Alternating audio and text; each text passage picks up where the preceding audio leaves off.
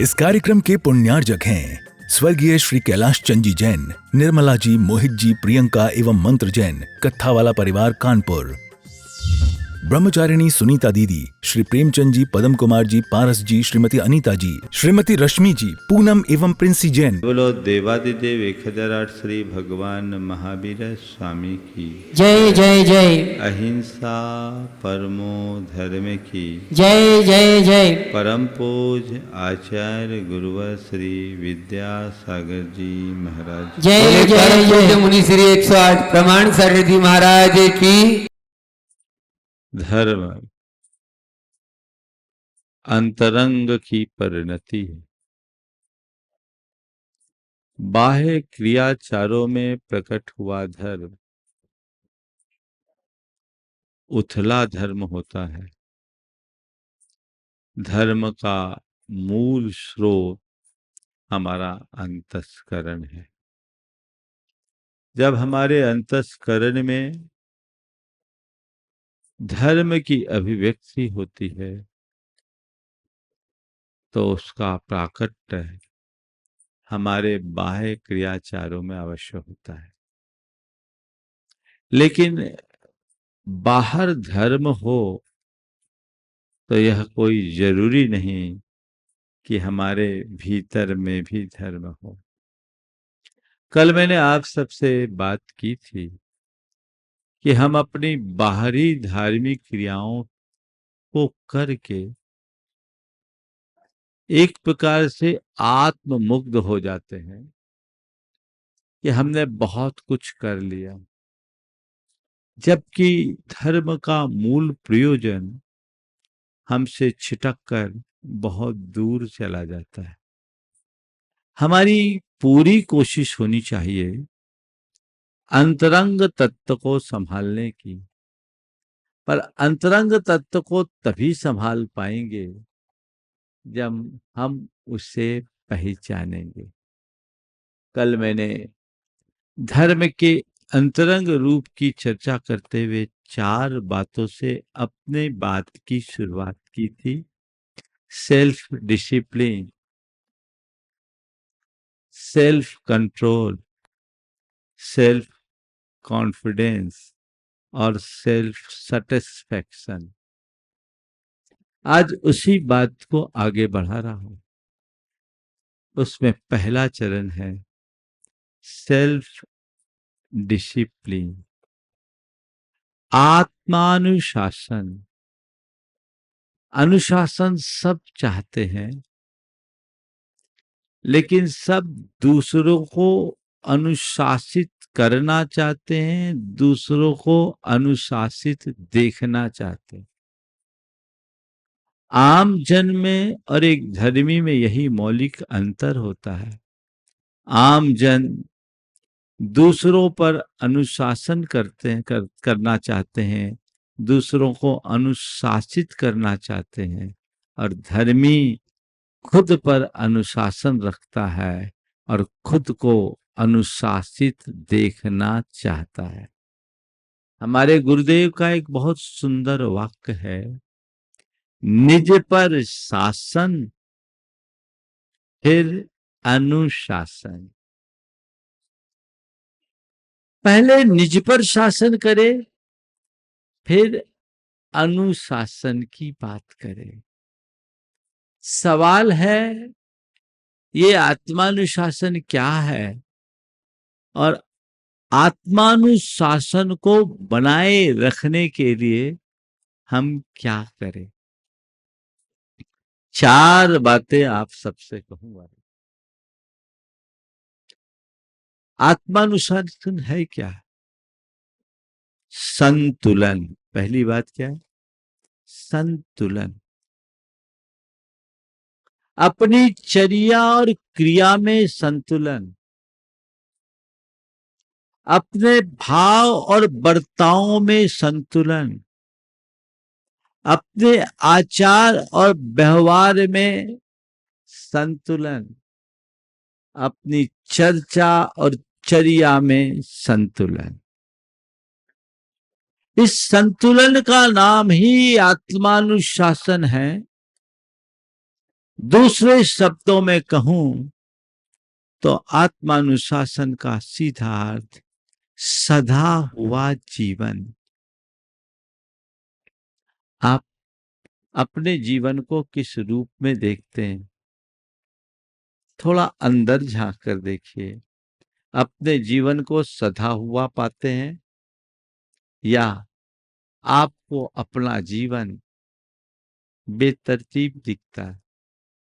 अगर जीवन सधा हुआ है, जीवन में संतुलन है, तो जीवन का रस है। और जीवन बेतरतीबी से जी रहे हैं तो जीवन व्यर्थ है। आप लोग अपनी कमीज पहने हैं,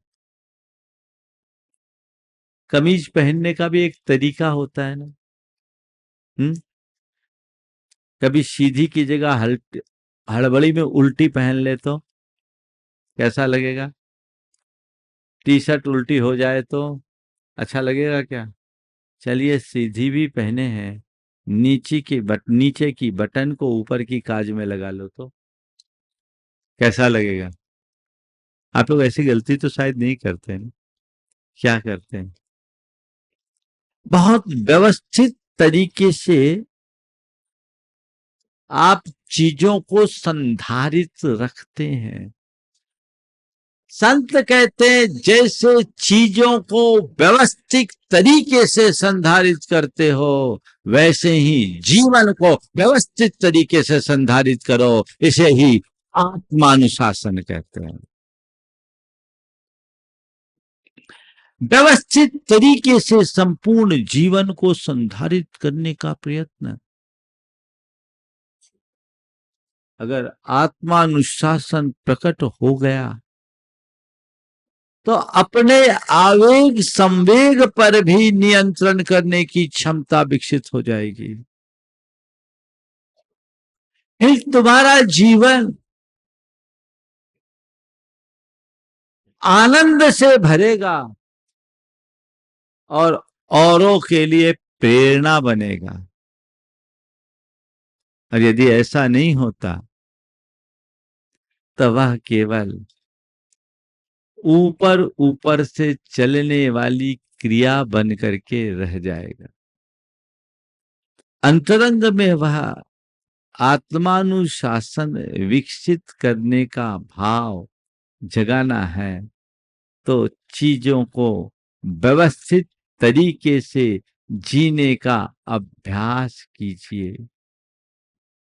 देखिए हमारा जीवन कितना बैलेंस्ड है। धर्म का पहला पाठ है ये। दूसरों को बाद में कहना, खुद पहले करना। हम लोगों ने वो कहानी सुनी है कि बच्चा ज्यादा गुड़ खाता था, गुरु के पास उसकी माँ ले गई और कहा महाराज जी ये गुड़ खाता है, इसे गुड़ खाना छुड़वा दीजिए। महाराज ने कहा 3 दिन बाद आना। माँ 3 दिन बाद बेटे को लेकर के गई और फिर कहा महाराज जी इसकी गुड़ छुड़वा दीजिए। महाराज ने कहा बेटा गुड़ छोड़ दे। बेटे ने गुड़ छोड़ दिया, लेकिन माँ के मन में सवाल खड़ा हुआ, महाराज इतनी छोटी सी बात थी, आप ये 3 दिन पहले भी कर सकते थे, आपने इतनी छोटी सी बात के पीछे 3 दिन बाद क्यों बुलाया? तो गुरु महाराज ने कहा क्या बताऊं, जिस दिन तुम इस बेटे से गुड़ छुड़ाने की बात कर रही थी उस समय मैं खुद गुड़ खाता था, और यदि मैं गुड़ खाऊं और सामने वाले को गुड़ छुड़ाने की बात करूं तो उसका क्या असर पड़ेगा? निज पर शासन फिर अनुशासन। वही कहो जो करो कर सको। दूसरों से जो अपेक्षाएं रखते हो उसे पहले अपने जीवन में चरितार्थ करो।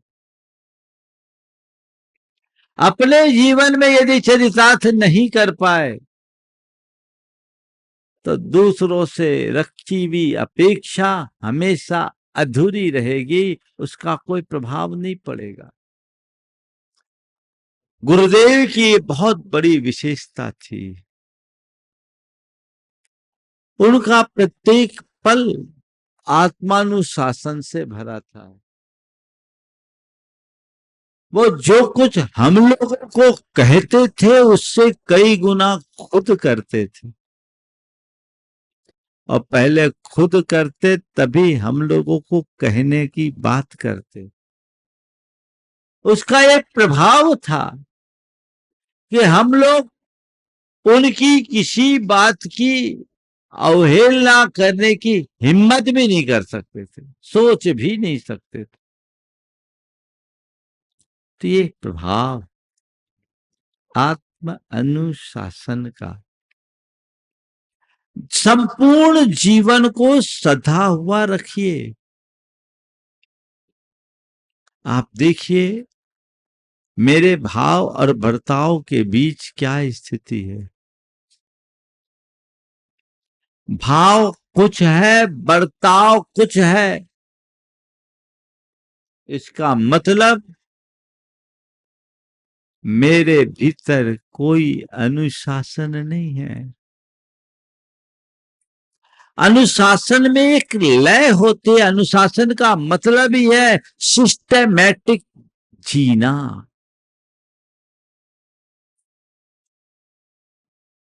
आप चींटियों को चलते हुए देखें, चींटियां पंक्तिबद्ध चलती, लाइन से चलती चलती, उनका जीवन बड़ा तरतीब होता है। यदि आत्मानुशासन जीवन में प्रकट हो गया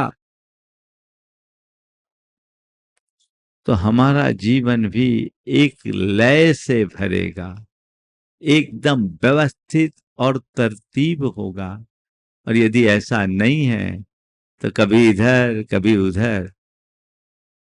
जिस मनुष्य की सोच विखंडित हो, जिस व्यक्ति की चर्या में भटकाव हो, जिस व्यक्ति की क्रिया में बिखराव हो, और जिस व्यक्ति के व्यवहार में विशृंखलता हो, उसके जीवन में आत्मानुशासन कभी नहीं आ सकता। आत्मानुशासन आते ही सोच केंद्रीकृत हो जाती, चर्या व्यवस्थित हो जाती है, व्यवहार शालीन हो जाता है, और हमारा बर्ताव मधुर बन जाता है। आपने बीना देखी, बीना में 7 तार होते हैं। 7 तार अलग अलग हैं, लेकिन जब कभी उन तारों पर उंगलियां चलाई जाती है, 7 तार अपना संवेद स्वर छोड़ते हैं। परिणामतः उससे मधुर संगीत उत्पन्न होता है। बिना के संगीत का रस तो आप प्रायः लेते हो, लेकिन बीना से उत्पन्न संगीत के रहस्य को समझते हैं। यदि ये 7 तार अपना अलग अलग राग अलापने लगे तो क्या वहां संगीत फूटेगा?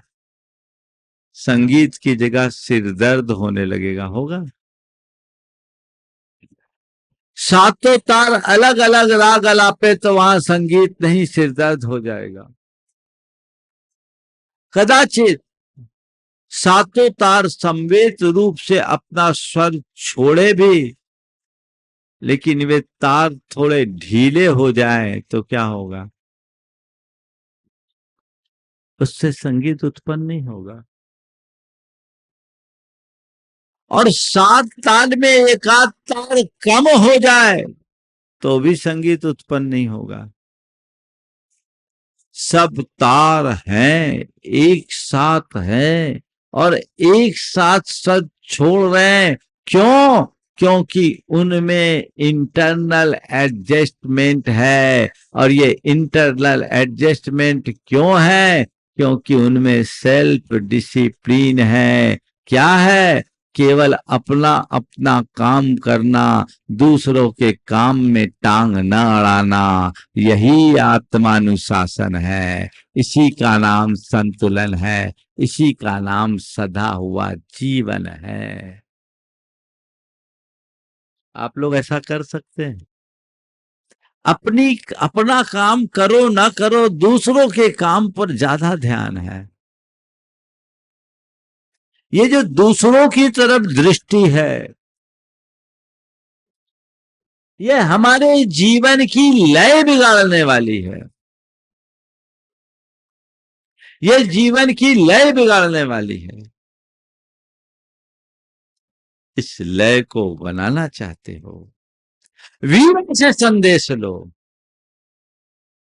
काम से काम। क्यों हम दूसरों के लिए मगजमारी करते हैं? थोड़ा सोचिए। 24 घंटे में अपने लिए कितना सोचते हो और औरों के लिए कितना सोचते हो? और उसमें भी एक और समीक्षा करें, औरों के विषय में भी जो सोचते हो, उनमें काम के लोगों के बारे में कितना सोचते हो और बिना काम वाले लोगों के बारे में कितना सोचते हो? काम वाले लोगों से भी के बारे में भी जितना सोचते हो, उनके बारे में भी किसी काम के लिए या प्रयोजन के लिए कितना सोचते हो और बिना प्रयोजन कितना सोचते हो? क्या हिसाब निकलेगा? हाँ, क्या हिसाब निकलेगा? कुल मिलाकर सार में बात यही आएगी कि बिना मतलब की बातों में ज्यादा दिमाग लगाते हैं। यही आएगा ना? इसका मतलब अभी जीवन सधा हुआ नहीं है, जीवन में असंतुलन है। क्योंकि बिना वजह की बातों में आप अपना दिमाग लगा रहे हैं। आत्मानुशासन का प्रकट हो जाने का मतलब ही यही है, केवल प्रयोजन से प्रयोजन रखना। ये क्षमता अपने भीतर विकसित होनी चाहिए कि नहीं? बोलो। प्रयोजन से प्रयोजन। अपने मन से पूछो, प्रयोजन से प्रयोजन है कि फिजूल की बातों में प्रयोजन है? ज्यादा किधर ध्यान है? उल्टा। तो उल्टे का परिणाम भी उल्टा होता है। आज से तय करें, मुझे प्रयोजन से ही प्रयोजन रखना है। आए हो प्रवचन सुनने के लिए, अपना समय निकाल कर आए हो, व्यस्ततम जीवन में से समय निकाल कर के आए हो। काय के लिए आए? प्रवचन सुनने के लिए। अब प्रवचन सुनने के लिए तो आए, और दिमाग में क्या आने लगा? यहाँ की कमेटी में कौन है, कौन नहीं है, क्या हो रहा है, क्या नहीं हो रहा है, क्या व्यवस्थाएं हैं, क्या व्यवस्थाएं नहीं है, किसको बुलाया जा रहा है, किसको नहीं बुलाया जा रहा है, कौन करतार है, कौन नहीं करने वाला है। अरे भल्या, तुझे क्या मतलब? तुझे कुछ करना है तो आके शामिल हो जा, जाके बोल दो कि भैया मैं अपना कुछ कंट्रीब्यूशन देना चाहता हूं, अगर मेरा कहीं कोई उपयोग हो तो आप मुझे याद करो, मुझे खुशी होगी। इतने में तो ठीक, लेकिन आए थे प्रवचन सुनने के लिए और आपकी चर्चा वार्ता में पूरा समय बर्बाद हो गया। हो सकता है 2-4 लोग अभी बाहर में चर्चा में मगन होंगे, समीक्षाओं में मगन होंगे, व्यक्ति की समीक्षा, व्यवस्था की समीक्षा। इनसे क्या प्रयोजन? हमारे यहाँ शास्त्रों में कहा गया, पर चिंता धमा धमा। कभी इस पर विस्तार से चर्चा करूंगा। संतुलन, सधा हुआ जीवन होना चाहिए। व्यवस्थित जीवन शैली को अपनाइए, तब जीवन का रस प्रकट होगा। दूसरी बात, ये संतुलन आएगा कैसे? जब समझ होगी। धर्मी का जीवन सदा हुआ होता है क्योंकि उसके अंदर समझ होती है। समझ किसकी? खुद की। मैं कौन हूं और मेरा क्या है। आप लोग सब समझदार हो। समझदार हो कि नहीं? बोलो। हाँ, थोड़ा जोर से तो बोलो, और जोर से बोलो जहां तक आवाज आ सके। समझदार हो ना? हाँ, सब समझदार। अब आप कितने समझदार हैं, अगर पोल खोलूं तो सब समझ में आ जाएगा, है ना? आज के समझदारों की कहानी बताऊं। एक बहन जी सब्जी लेने के लिए गई, 1 पाव टमाटर खरीदा, सब्जी वाले ने थैले में डाल दिया। उसके बाद 5 किलो कद्दू लिया। कद्दू लेने के बाद बोला इसी थैले में डाल दो। पहले टमाटर लिया, बाद में कद्दू, बोला इसी में डाल दो। सब्जी वाले ने थोड़ा संकोच किया, बोले बहन जी कैसे डालूं? बोले डाल दो, तुम क्या समझते हो, मैं पढ़ी लिखी हूं, मैं एमबीए हूं। अब वो भला क्या करता, उसने कद्दू डाला, फिर क्या हुआ, टमाटर का कचूमर निकल गया, और क्या हो गया। तो ऐसे समझदारों का क्या काम? समझ क्या है? समझा समझा एक है, अन समझा सब एक, तिनको समझा जानिए, जिनके घट में विवेक। विवेक हो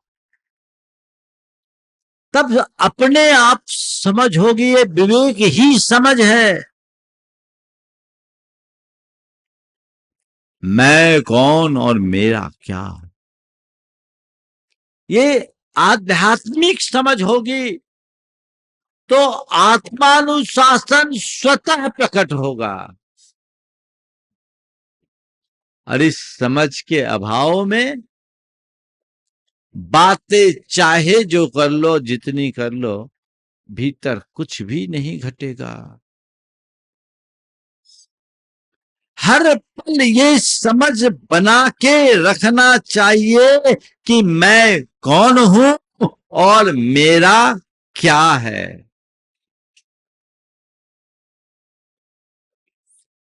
इसकी समझ है कि नहीं? बोले महाराज जी जितनी देर आप लोगों के प्रवचन सभाओं में रहते तब तक पूरी समझ रहती, उसके बाद बाहर की हवा लग जाती, फिर बदल जाते। मैं इतना ही कहना चाहता हूं कि तुम अपने आप को इस तरीके से प्रिपेयर कर लो कि बाहर की हवा का तुम पर प्रभाव न पड़े, बल्कि तुम जहां खड़े हो वहां की हवा बदल जाए। ये प्रयास होना चाहिए, वहां का वातावरण बदले, वहां एक नई बयार बहे। ये प्रयास अंदर से होना चाहिए। अगर अंदर समझ हो जाए तो फिर कुछ कहने की जरूरत नहीं है। एक बात गांठ में बांध लो, आध्यात्मिक चेतना के जागरण के बिना जीवन का रूपांतरण असंभव है। तुम कितना भी धर्माचार करो, तुम्हारी प्रवृत्ति बदल जाएगी, मनोवृत्ति नहीं बदल पाएगी। प्रवृत्तियों को बदलना बड़ा सरल है, मनोवृत्ति का बदलना बहुत कठिन है। संत कहते हैं असली परिवर्तन तो मनोवृत्ति में होना चाहिए। सोच में परिवर्तन, चिंतन में परिवर्तन, वह परिवर्तन जीवन का काया पलट कर दे। दृष्टिकोण होना चाहिए। वैसा परिवर्तन अपने भीतर घटित कीजिए। मनोवृत्ति जब समझ में आने लगे मैं कौन हूं और मेरा क्या है, तो जो मैं हूं ही नहीं, जो मेरा है ही नहीं, उसमें मैं अपना ज्यादा दिमाग क्यों लगाऊं। इतनी समझ होना चाहिए कि नहीं। मैं आपसे पूछता हूं, व्यवहार जगत में आप सड़क चल रहे हो, कोई अननोन आदमी आपस में बहस कर रहे हैं और एक दूसरे से मार पीट पर भी उतारू हो गए, आपकी दृष्टि पड़ती है,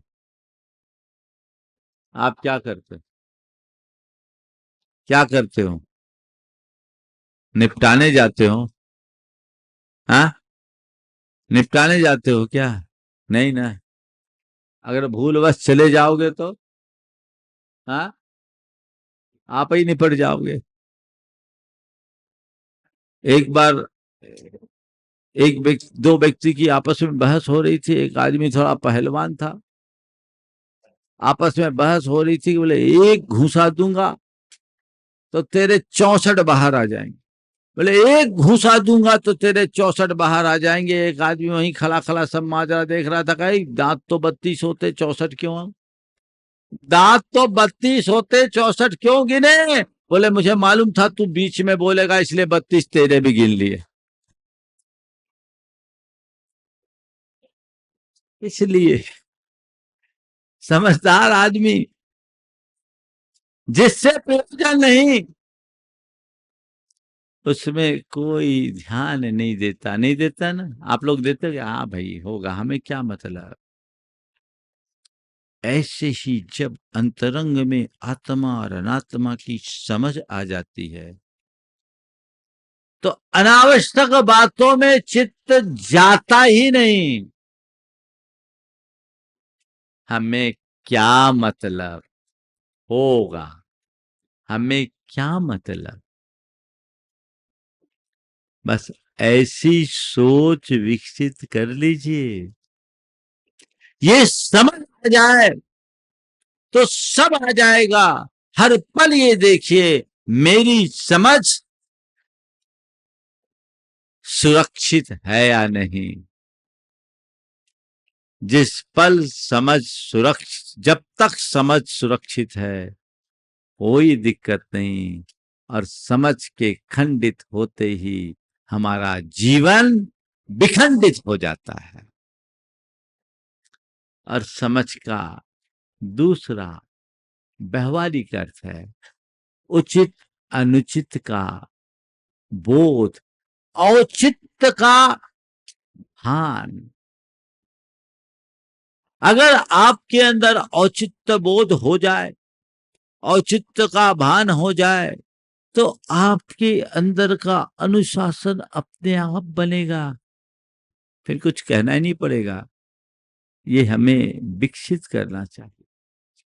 औचित्य गुण को एक उत्तम गुण के रूप में गिना गया है।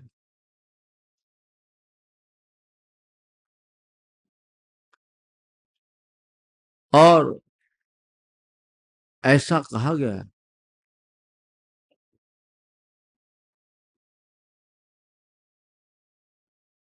कि सारे गुण एक तरफ, औचित्य गुण में एकत्र गुण राशि में एकतः सर्वे गुणा द्रुमायन्ते औचित्य गुण योगतः। एक तरफ औचित्य गुण है और एक तरफ सारे गुणों का ढेर। जहां औचित्य गुण आता है वहां सारे गुण अपने आप पनप जाते हैं। उचितानुचित का बोध ये समझ देता है, और ये समझ दो तरीके से आती, एक तो खुद के अनुभव से और दूसरा संसर्ग से। अच्छे समझ संपन्न लोगों के संपर्क में रहोगे, संसर्ग में रहोगे, तुम्हारे अंदर की समझ विकसित होगी और तुम अपने पुराने अनुभवों की से पाठ पढ़ोगे, तुम्हारे भीतर समझ विकसित होगी। इस समझ तुम्हें डिसिप्लिन सिखाएगा।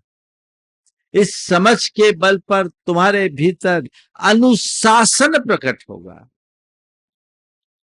तो दूसरी बात, आत्म अनुशासन के लिए समझ होनी चाहिए।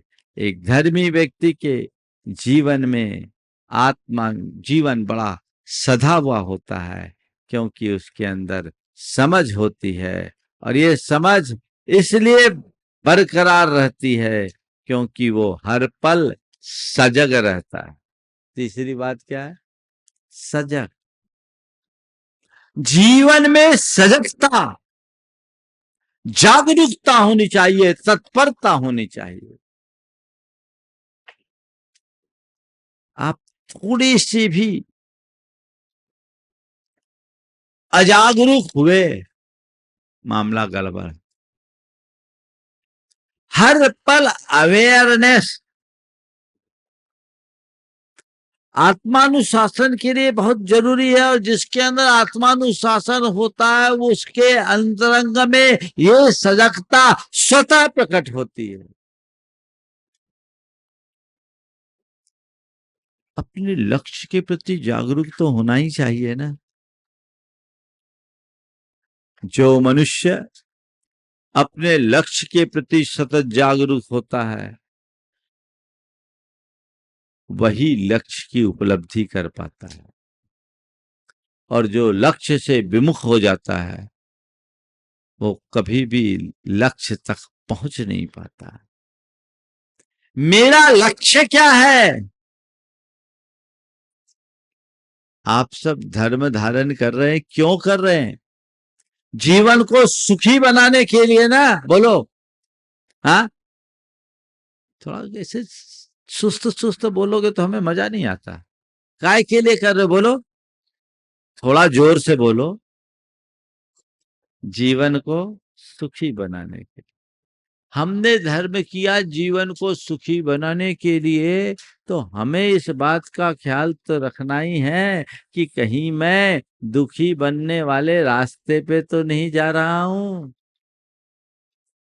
मैं अपने रास्ते से भटक तो नहीं रहा हूं, कहीं मैं रास्ता तो भूल नहीं रहा हूं। ये जागरूकता रखनी चाहिए कि नहीं? बोलो हाँ। इंदौर से निकले दिल्ली जाने के ख्याल से और बॉम्बे के रास्ते पे निकल गए, क्या होगा? हाँ, क्या होगा? थोड़ा जोर से बोलो, थोड़ा मामला गड़बड़ हो जाएगा ना।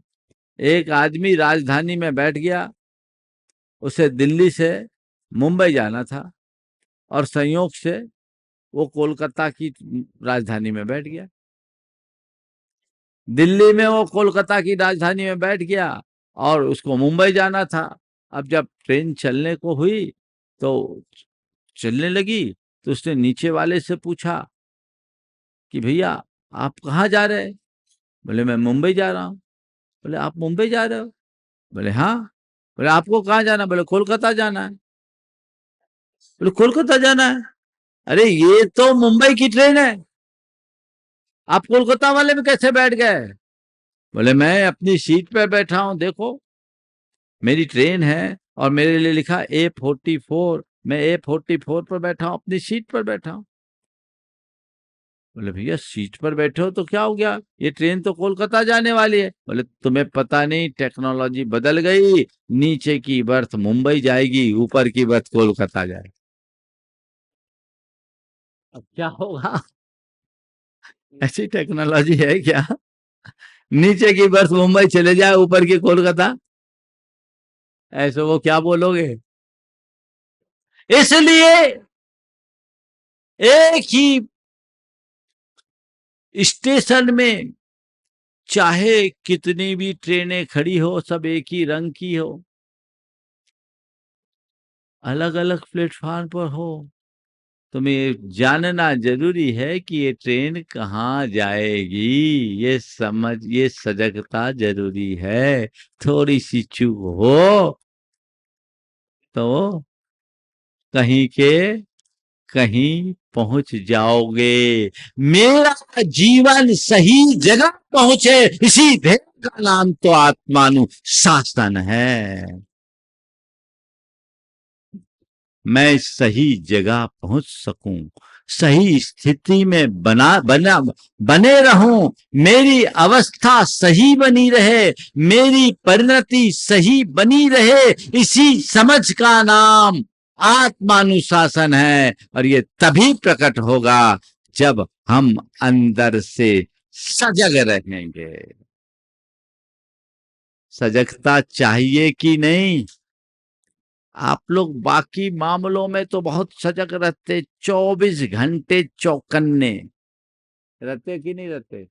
अपने व्यापार के मामले में, दुनियादारी के मामले में आपसे अवेयर तो कोई नहीं होगा, लेकिन खुद के मामले में, अरे महाराज वो सब तो चलता है, हमें उससे कहाँ लेना देना। ये तो आप लोगों के सामने आ जाते हैं तो उतनी देर सुनना पड़ता है, ऐसा तो नहीं है? सुनते हो कि सुनना पड़ता है? एक बार एक ने कहा, महाराज मैंने कहा कि आजकल तुम्हारी बड़ी अध्यात्म में रुचि सी दिख रही है। बोले रुचि फुची कहाँ महाराज, आप आ गए सो हमें आना पड़ता है, क्योंकि सारे रिश्तेदार आपसे जुड़े हैं, नहीं आए तो रोज उनके फोन आ जाते हैं। ऐसे लोग भी, सारे रिश्तेदार आपसे जुड़े हैं, नहीं आए तो फोन आ जाते हैं, तुम दिखे नहीं। और अब तो कैमरा सब पर घूमता रहता है, सारा हिसाब किताब लग जाता है, बड़ी मुश्किल है। तो कुछ लोग ऐसे हैं, यहां भी होंगे, हमें पता है, सब प्रकार के ग्राहकों को हम जानते हैं। लेकिन मैं तो कहता हूं, रिश्तेदारों से प्रेरित होकर के भी आओ ना, तो हो सकता है कल तुम्हारी परिणति ऐसी हो जाए कि तुम औरों को प्रेरित करने लगो। कैसे भी आओ, आओ। तुलसीदास कहते हैं, तुलसी अपने राम को रीझ भजो चाहे खींच। तुलसी अपने राम को रीझ भजो चाहे खींच, खेत पड़ो जम जाओगो, औंधो सीधो। खेत में बीज डलना चाहिए, एक बार बीज पड़ जाए तो उसको अंकुरित होना ही है। तो चिंता मत करो, तुम आओ या आना पड़े भी तो चिंता मत करो। एक बार आना पड़ेगा, दोबारा खुद तुम आओगे, और आओगे नहीं, अकेले नहीं आओगे, दो चार को ले करके आओगे। यही तो उपलब्धि है, ये प्रयास करना है। आत्म अनुशासन के लिए सजगता अत्यंत आवश्यक है। सजग रहिए। और चौथी और आखिरी बात, क्योंकि 2 ही मिनट बचे, सक्रियता। सजग होने के साथ सक्रिय भी बने। जागरूक होना मात्र पर्याप्त नहीं है, गतिशील होना भी जरूरी है, क्रियाशील होना भी जरूरी है। जब तक आप में सक्रियता है,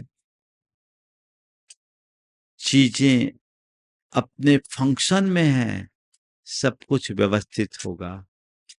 और जब आप निष्क्रिय हो जाएंगे, सब चीजें तहस नहस हो जाएगी। अपनी सक्रियता को बनाइए। और एक बात बताऊं, हर क्षेत्र में, चाहे लोक हो या लोकोत्तर, जब तक आप सक्रिय हो तभी तक आपकी प्रासंगिकता है। जो अपनी सक्रियता खो देते हैं, उनकी प्रासंगिकता भी खो जाती है। बहुत सारे लोग चाहते हैं हमें धर्म प्रभावना समिति में स्थान मिल जाए, इस चातुर्मास में हमें कोई विशेष स्थान मिल जाए, सम्मान मिल जाए। अरे भैया, तुम्हें स्थान अपने आप मिलेगा यदि तुम्हारी भागीदारी दिख जाएगी। बिना भागीदारी के तो कुछ नहीं होते।